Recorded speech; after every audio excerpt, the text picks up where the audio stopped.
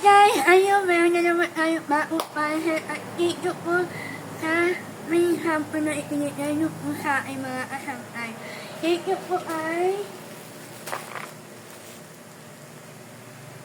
Dr. Shiba and guys, meron na naman po sa parcel at mga kasangkay po sa para makita natin yung kanyang ninanaman.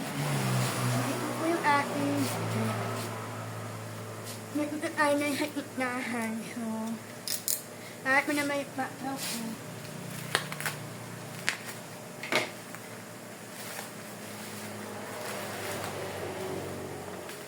Wow! Nice! So, happy kami! Ayan, sana magpipon sa ng alata uka sa mga asangkay. Ayun, sa mga bagong paho.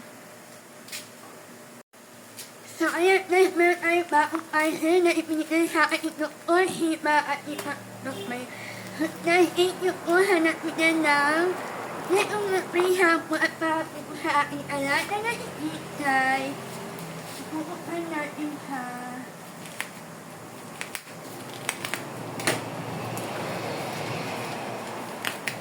Very good. Pahit naman ang hihitay.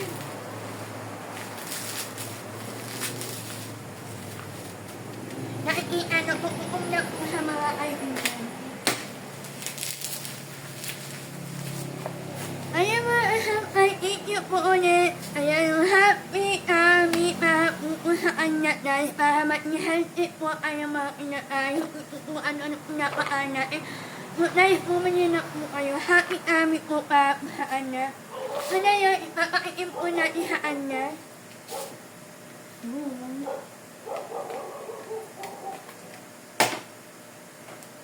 Meron niyo po sa QR code, ano po yan at meron po yan lalabas at mga asangkay.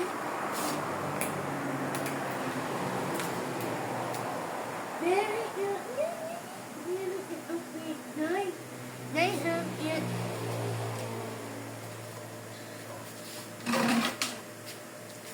So, ayun mga asangkay, papakain natin sa kanya. Sana magustuhan mo po.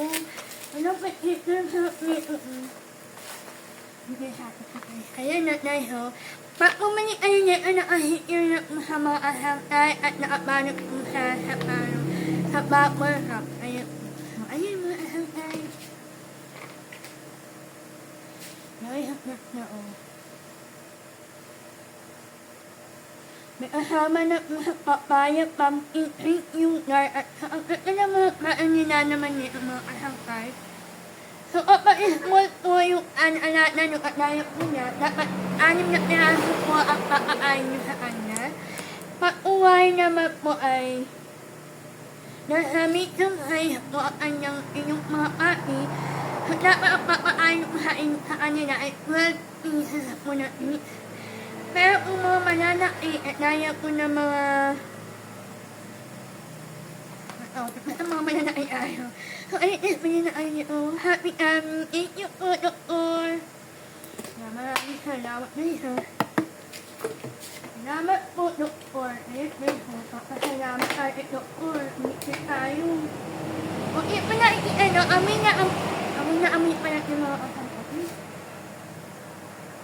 Wait, dali.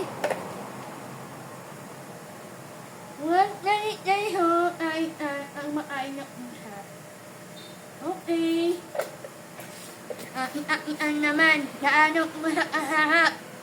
So, ano bumili na po kayo na napaamuhan na po niya yung mga kasangkay. Guys, hindi na po para po sa natin natin mga aso. Ayun, wala na sa kinakain po sa atin. Ayan na po, bili na kayo. Thank you po, mapait guys. Ngayon, happy kami po na may ihay po siya ng heart. Ayan na yun. Naka-heart shape po siya. Thank you. Salamat, Itay. Masarap.